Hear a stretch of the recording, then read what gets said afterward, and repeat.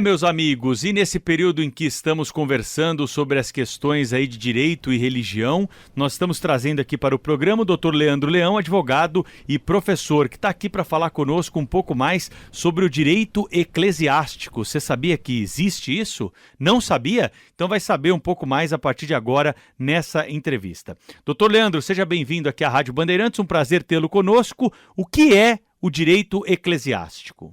E o direito eclesiástico nada mais normas jurídicas que existem em nosso ordenamento são destinados e aplicados às atividades religiosas, com foco aí na minha área de atuação, nas igrejas evangélicas. Para você ter uma ideia, Pedro, teve um levantamento da Casa Civil em 2017 que foi constatada a existência de 181 mil normas legais, ou seja, muitas normas. E quais delas se aplicam efetivamente às igrejas? O meu papel dentro do direito eclesiástico é isso, reunir aquelas que são voltadas aí para as igrejas. E essas normas, elas são ditadas por quem? Essas normas, elas são feitas no âmbito federal, pelo Congresso Nacional, existem decretos, no âmbito estadual, pelas assembleias legislativas, e também no âmbito municipal pelas câmaras de vereadores. Nos 3 níveis aí hierárquicos existem leis voltadas para as igrejas.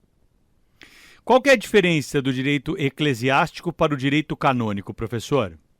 O direito eclesiástico, nós nos valemos da legislação emitida, criada, promulgada pelo poder público.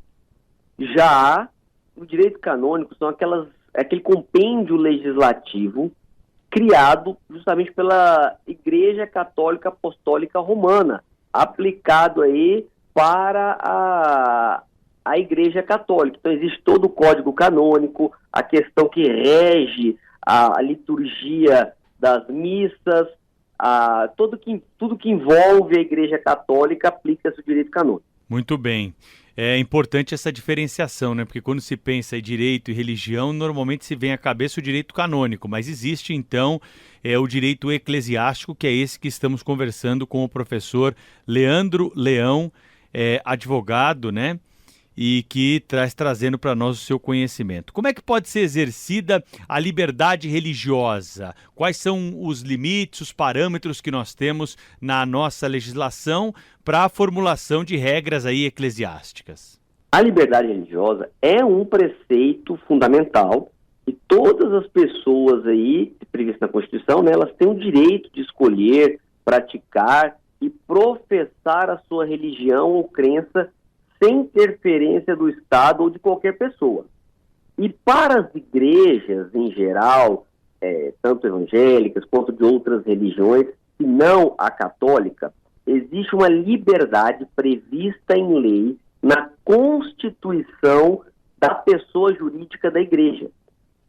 Abrimos o Código Civil, lá no artigo 44, verifica-se que há separação das pessoas jurídicas de direito privado.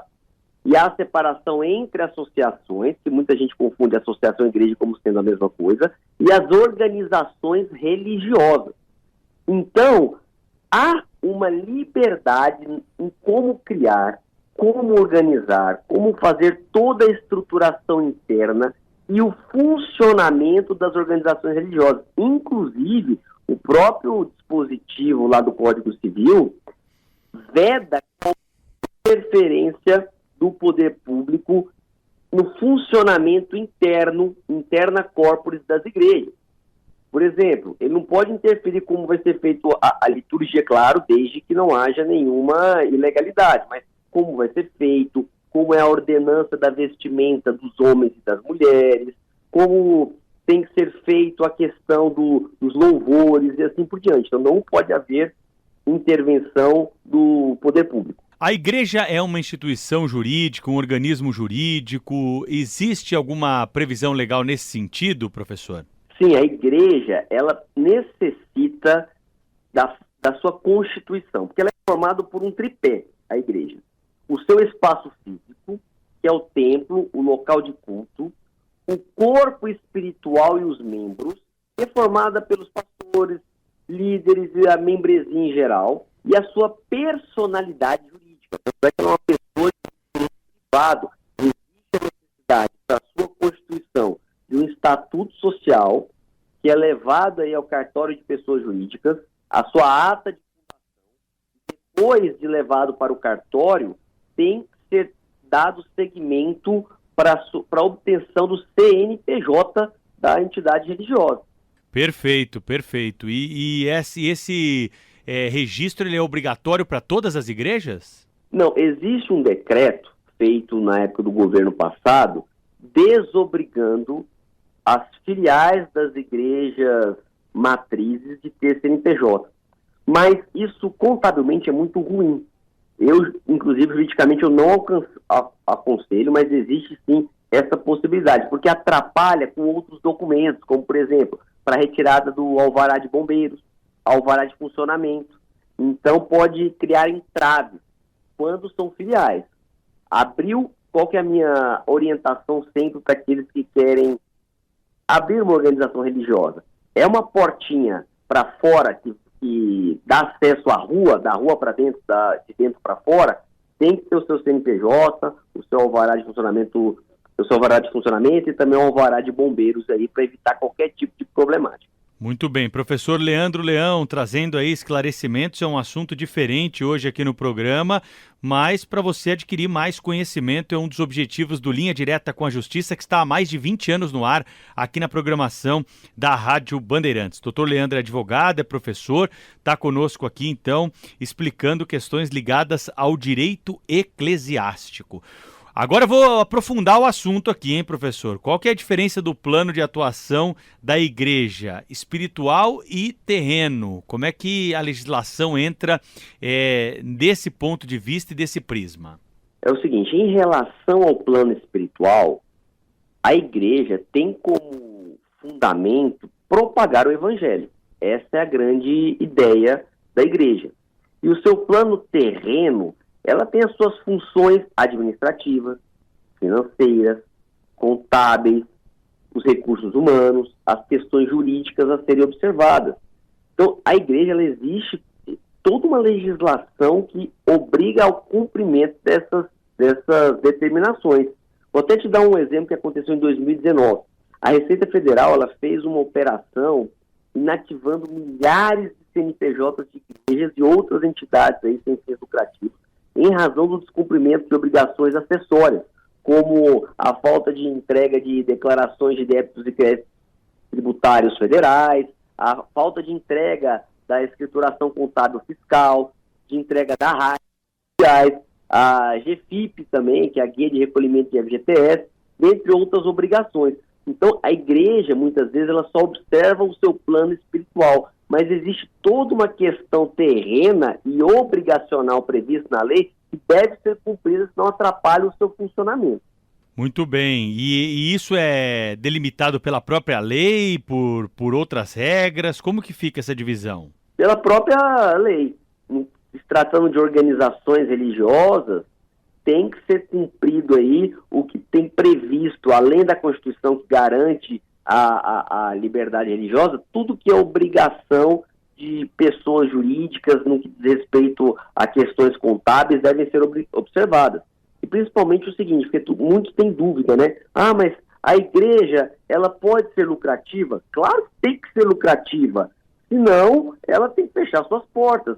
O que é o lucro? A sua receita é maior que a sua despesa. A única diferença é que não se pode distribuir esse lucro. Ele tem que ser reaplicado sempre para os fins sociais a que ela serve. Professor, levando em conta o que a legislação de outros países traz nesse capítulo do direito eclesiástico, o Brasil segue mais ou menos o que o resto do mundo faz nesse quesito? Nós temos aí diferenças que precisam ser alcançadas. Qual que é a avaliação que o senhor faz a partir do direito comparado nesse ponto de vista da nossa legislação?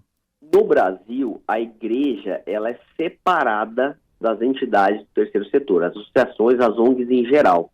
Existe uma maior flexibilização para a sua constituição. Então não existe algo que seja engessado, como diferente de outros países que tratam a organização religiosa como sendo uma entidade sem fins lucrativos, mas só que voltada para associação, voltada para como se fosse uma ONG. Aqui tem um tratamento diferenciado e eu acho que é muito mais benéfico do que em outros países da Europa, como os Estados Unidos também, que trata a igreja como se uma associação fosse. Aqui no Brasil, eu acho que, comparado com outros países que eu já tive acesso a alguns trabalhos, né, de abertura de igrejas fora do Brasil, a legislação brasileira é muito mais positiva em relação à igreja. Muito bem. O que uma igreja precisa para funcionar, professor? Os documentos necessários para o funcionamento de uma igreja. O estatuto social, que é como se fosse a certidão de nascimento dela. Precisa constar o seu objeto social, os cargos que vão cumprir. A gente sempre deixa para que haja uma administração transparente, pelo menos 6 cargos, o presidente, a secretária, um tesoureiro e 3 conselheiros. A ata da sua fundação, leva tudo isso para o cartório de pessoas jurídicas e depois de dada entrada no cartório de pessoas jurídicas, vai se obter junto à Receita Federal o CNPJ. Agora ela tem como se fosse um CPF, né? Agora ela tem a sua personalidade jurídica, tem o seu número junto à Receita e aí vai abrir as portas. Haverá necessidade do alvará de bombeiros e o alvará de funcionamento. Esses documentos todos eles têm que ser apresentados onde? O estatuto e a ata de fundação são apresentados no cartório de pessoas jurídicas. Feito isso, online mesmo, é possível se obter junto à Receita Federal o CNPJ. E aí que entram as legislações municipais para obtenção do alvará de funcionamento e alvará de bombeiro. Aí precisa observar cada município que possui seu regramento próprio. Muitos municípios, eles expedem conjuntamente o alvará de bombeiro com o de funcionamento. Outros, você precisa primeiro do alvará do bombeiro para depois obter o de funcionamento. E assim por diante. Aí varia, aí entra aí num jogo de quebra-cabeças, observando a legislação municipal. Perfeito, doutor Leandro Leão trazendo para a gente informações hoje aqui do Direito Eclesiástico no Linha Direta com a Justiça. Ele é advogado e também professor. Mudanças que nós estamos ao passo aí de receber a respeito desse assunto. Tem alguma mudança em vista, algo que o senhor queira destacar aqui para os nossos ouvintes, doutor? Olha, existem alguns projetos para ampliação dentro do Congresso Nacional de benefícios fiscais para a igreja. A gente teve uma equiparação aí no governo passado da possibilidade de equiparar a isenção com a imunidade tributária, que a imunidade é prevista na Constituição para igrejas, e quando a igreja, por exemplo, é proprietária de um imóvel, ela já é imune ao pagamento do IPTU.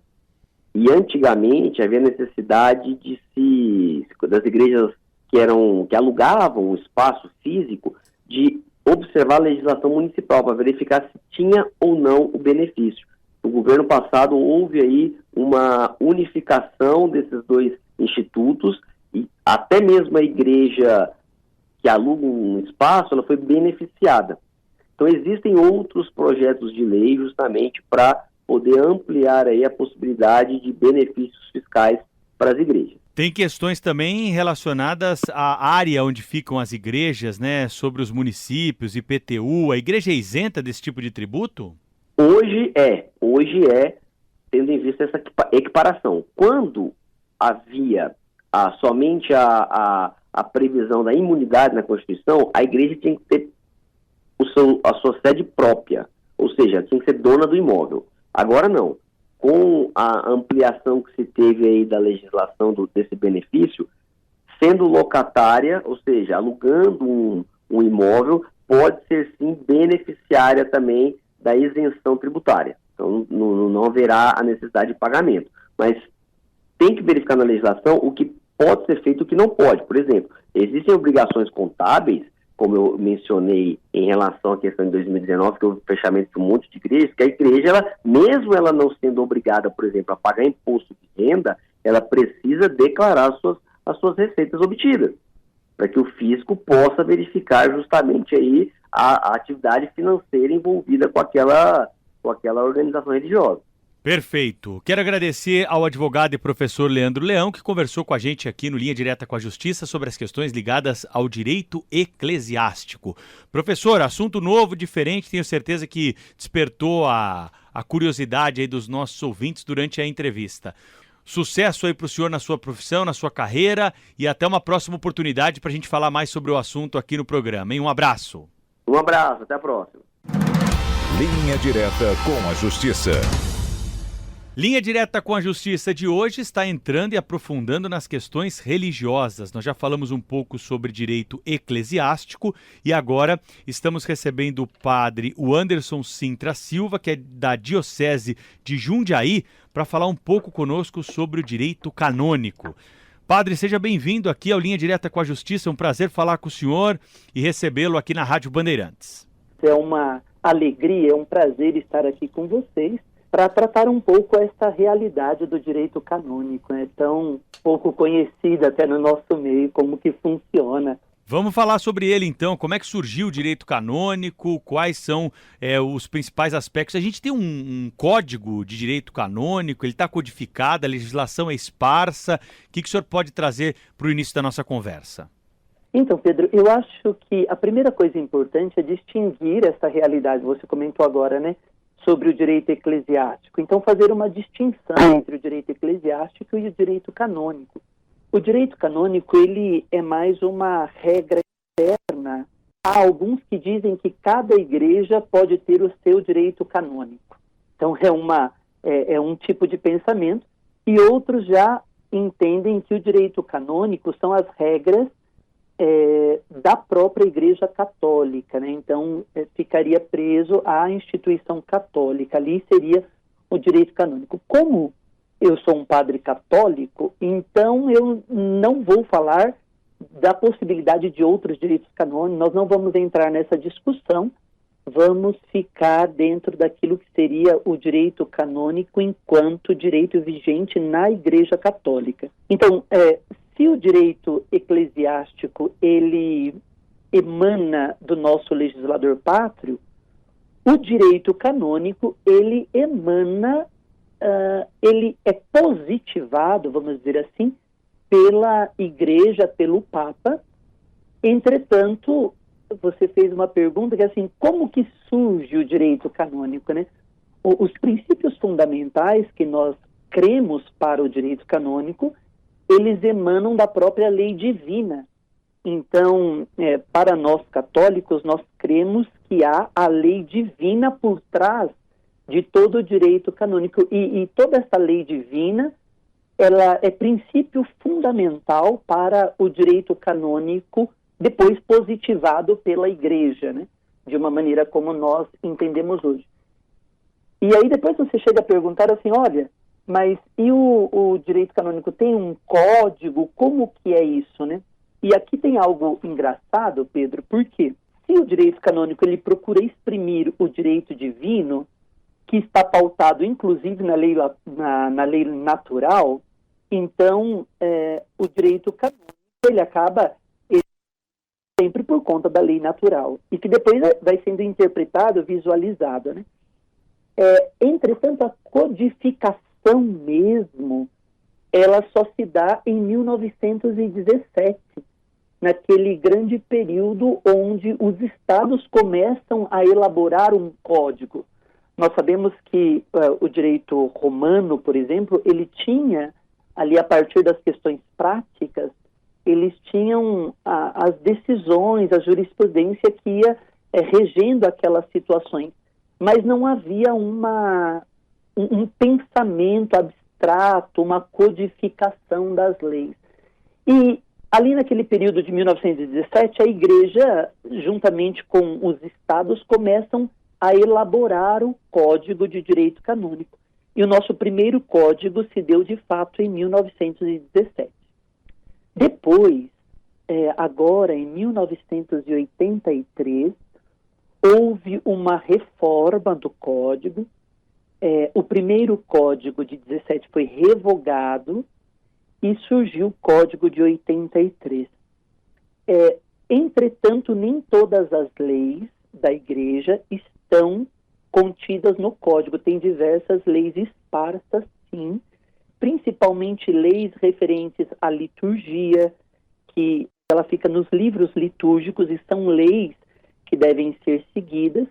E também agora, devido a toda a problemática que nós vimos e nós conhecemos com muita serenidade, a gente trata o assunto, que são as questões de delitos graves, por exemplo, com relação a abuso de menores, essas problemáticas todas penais, criminais. A igreja, visualizando toda essa questão e preocupada com isso, foi fazendo diversas outras leis para poder dar uma resposta à sociedade sobre essas problemáticas. Então, nós temos diversos outros motopróprios, que são leis esparsas, né? Nós chamamos extracódigo, que visam buscar um pouco responder essa problemática. Muito bem. Padre, quem está sujeito às leis do direito canônico? Qualquer pessoa ou apenas aqueles que estão relacionados, então, à igreja? Então, Pedro, olha, nós temos aqui duas questões, né, duas problemáticas. Claro que estão sujeitos ao código todos aqueles que são batizados. Então, até o cânon 11 do Código de Direito Canônico vai dizer que estão obrigados às leis eclesiásticas todos os batizados na Igreja Católica ou nela recebidos. Este é um termo importante. Porque, claro que nós passamos a pertencer à Igreja Católica a partir do batismo. Então, a gente brinca, quando a gente é batizado, a gente recebe uma graça divina e recebe um código também nas costas, né? Com obrigações e com direitos. Mas também aqueles que são recebidos. Por exemplo, há pessoas que nós acreditamos que tenham o seu batismo válido, ainda que não seja realizado dentro da Igreja Católica. Então, esse é um ponto interessante. Para nós, por exemplo, aqueles que são batizados em algumas outras religiões, como na Igreja Metodista, por exemplo, o batismo recebido lá é um batismo válido, mas eles não são católicos. Agora, a partir do momento que eles querem vir para a Igreja Católica, eles são assumidos pela Igreja Católica e não são batizados novamente. Entretanto, a partir do momento que eles são recebidos na igreja, o Código de Direito Canônico passa também, eles passam a estar sujeitos ao Código de Direito Canônico. Quais são as punições previstas pelo direito canônico da Igreja Católica, né? Há algum tipo relacionado à multa, à prisão, como a gente tem, por exemplo, no Código Penal? Para isso é preciso a gente entender um pouco essas estruturas do Código, né? O Código de Direito Canônico, ele rege, ele está escrito para todos os fiéis. Entretanto, para todos os fiéis batizados.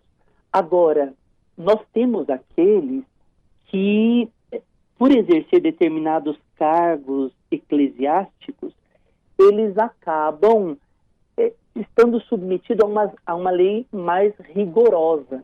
E isso é bastante interessante porque nós temos como princípio de justiça, né, tratar os iguais, de maneira igual, e os desiguais de maneira desigual na medida da sua desigualdade. Exemplo, eu não posso exigir de um leigo, uma pessoa que não teve um aprofundado conhecimento teológico, eu não posso exigir dela algumas coisas como eu posso exigir de um padre que foi, que estudou, que se dedicou, e por conta disso, como consequência, as penas também serão diferentes, porque se olhará com equidade, de uma maneira para essa realidade toda, né?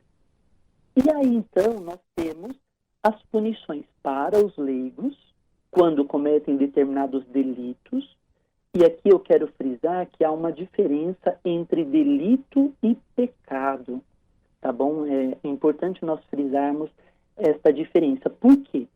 O pecado, ele é uma realidade de foro interno, né? Tendo em vista a consciência da pessoa e existe um tribunal do foro interno.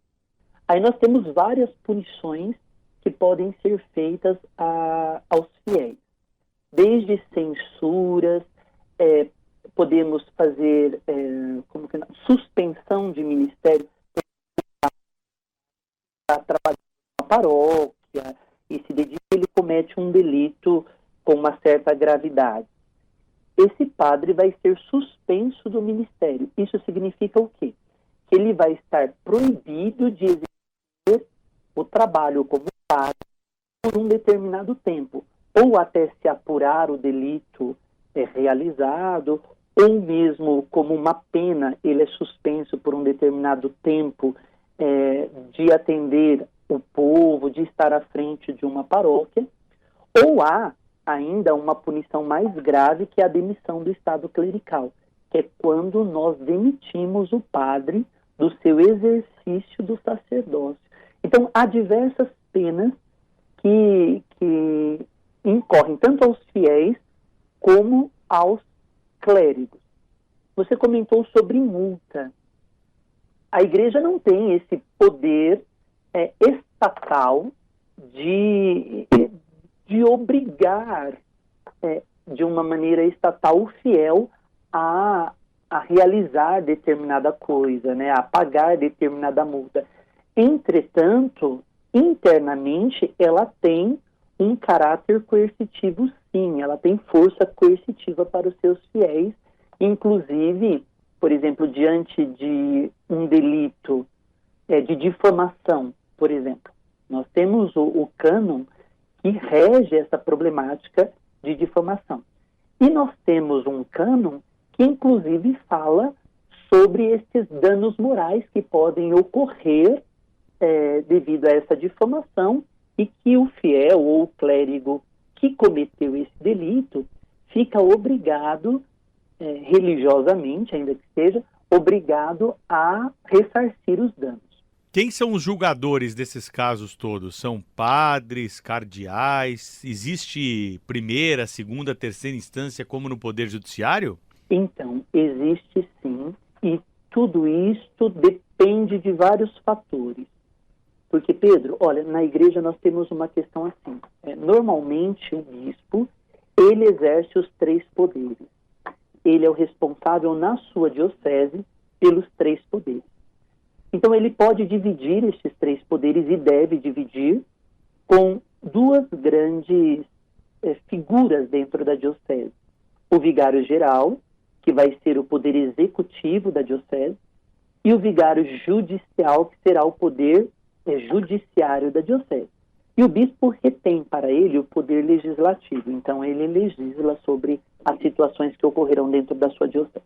Quando os delitos são cometidos com relação a sacramentos, então, normalmente são julgados ou por 3 juízes, que daí já é julgado diretamente por um tribunal, que na igreja nós chamamos de tribunal eclesiástico, porque são delitos mais graves. Quando diz respeito a sacramentos, que para a igreja é muito caro, porque a igreja vê uma santidade nos sacramentos, algo extremamente especial.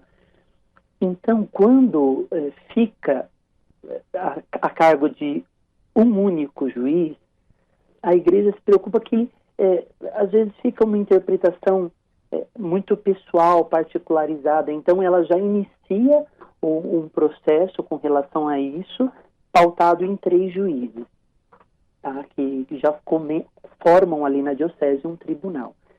Entretanto, existem os recursos. Por exemplo, situações que envolvem padres, envolve o sacramento da ordem. E aí, começa ali na diocese, tudo sobre a responsabilidade do bispo, que divide o poder dele judiciário com o vigário judicial, mas ele divide se ele quiser, ele pode avocar a situação para ele. Então, aqui é uma situação diferente do tribunal secular, né, porque o bispo ele pode avocar a situação daquele determinado caso para ele mesmo dar um posicionamento. Ele tem poder para isso. Uma vez que ele avoca, o recurso contra a decisão do bispo, ele vai ser direto para Roma, ou para a dimensão judiciária, que é o Tribunal da Rota Romana, o Tribunal da Assinatura Apostólica, que são os tribunais superiores da Igreja, ou para, quando são decisões administrativas, os recursos são feitos para as congregações. Então nós temos a congregação do clero, nós temos a congregação dos bispos, nós temos a congregação para a doutrina da fé, que vão tratar de casos mais específicos. Então, a competência de cada delito, cada tribunal, as competências são muito diversas dependendo do tipo de delito realizado. Então, é justamente observando-se o delito realizado que se decide qual é a via que vai se tomar como processo, se uma via administrativa ou uma via judiciária, e a partir da via decidida, qual é o tribunal que vai decidir e qual é o tribunal que se vai recorrer. Então, a partir da via decidida, você vê a competência de cada tribunal. Essa realidade processual é bastante complexa e bastante cuidada pela Igreja, ainda mais nos últimos tempos. Então, a questão processual é bastante séria também dentro da Igreja. Padre Wanderson Sintra Silva, da Diocese de Jundiaí, muito obrigado aí pela entrevista, gostei bastante, viu, de aprender aí com o senhor sobre direito canônico, tenho certeza que os ouvintes também gostaram bastante, já fica o convite para uma próxima oportunidade, para a gente falar novamente sobre esse tema e outros aspectos relacionados ao direito canônico. Um grande abraço para o senhor, até uma próxima. Até, muito obrigado. Encerramos assim, meus amigos, mais um capítulo de Linha Direta com a Justiça aqui pela Rádio Bandeirantes, agradecendo a todos pela audiência e também por terem encaminhado perguntas que serão respondidas nos próximos programas. O Linha Direta com a Justiça está disponível para você que quiser acompanhar na nossa página no YouTube. Lembrando sempre, youtube.com/Rádio Bandeirantes Oficial. E o programa da semana que vem volta no mesmo horário, sempre no domingo, no fim da noite, depois do futebol, na programação da Rádio Bandeirantes. Uma boa semana a todos, fiquem bem e na semana que vem tem mais discussão jurídica, há mais de 20 anos aqui na Rádio Bandeirantes, sempre nesse espaço de Linha Direta com a Justiça. A produção e a coordenação do programa e os trabalhos técnicos são de Roger Palme Duarte.